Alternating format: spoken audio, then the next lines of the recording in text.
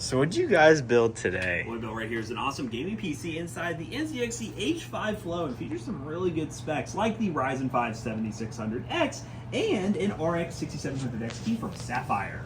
Yeah, so this build is nice and decked out with a lot of cool white NZXT components. We also have the ASRock B650PG Lightning, a 1TB Crucial P3 Plus Gen 4 NVMe SSD.